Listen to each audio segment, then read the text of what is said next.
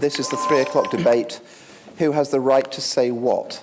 And what I'll do, the same as the previous panel, we'll work down and get everyone to introduce themselves. And then I think we'll kick off with an initial question and take things from there. So, do you want me to kick off? Good afternoon. I'm Mark Watts. I'm a partner at a law firm. So maybe the only lawyer in the room, I don't know. But don't boo. A law firm that specializes in IT and technology, and I do a lot of work in privacy and security. I'm Martin McKay. I'm Akamai's security advocate.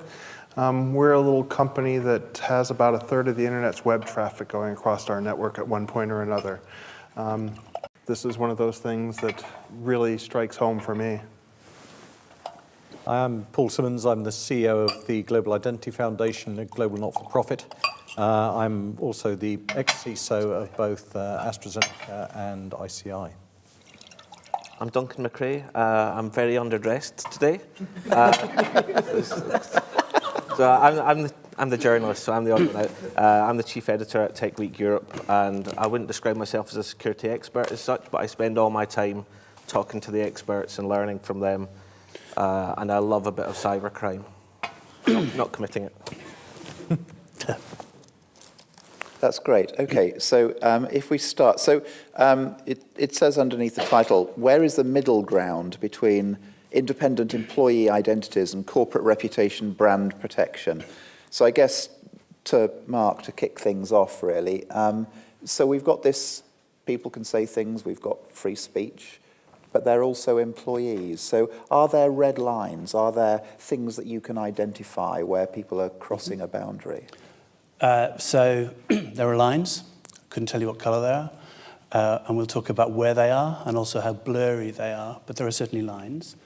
I think the trouble with using the expression freedom of speech or freedom of expression is that particularly these days, we think of things like Charlie Hebdo and people having the right to say what they want and to do so free from prosecution or persecution by the state or whatever it is. And it's a right that we all think is terribly, terribly important, and it is.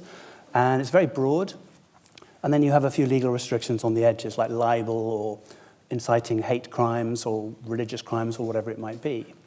But if you take that sort of idea, freedom with a few sort of legal edges to it, and you just tweak the facts a little bit, and you think about yourself going into a shop or a church or a doctor's or a school or whatever it is, immediately the context and the environment changes things, and you don't get to say whatever you want anymore, and that's kind of understood.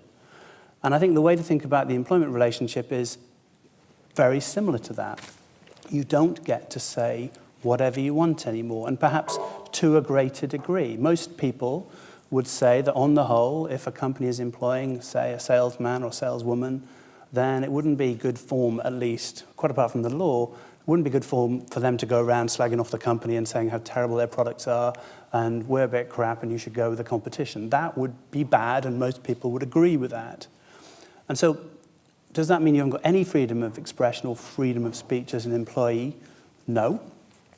The law recognizes there are certain things you should always be able to say without fear of being fired. So if you can call out, if there's a health and safety issue in the company, you can tell people, and you cannot be, well, if you are fired, it'll be unfair. Or if the company's doing something really illegal, criminal activity, or something terrible for the environment, there are situations where the law recognizes that you as an employee have a greater duty or public interest to tell the world, and it will protect you. So just to sort of position it, if you like, I would say general, normal life, you can think of it as freedom with restrictions imposed by the law, but maybe in an employment context, it starts to look a little bit more like there's a lot of restrictions, but then there are exceptions where you have genuine freedom, and those are given to you by the law. I would suggest that I'm of almost the opposite view in a lot of those cases. I helped write Akamai's social media policy. I am a Twitter user of the extreme. I have a blog, I have a podcast, I write off and on for 3 or 4 different publications.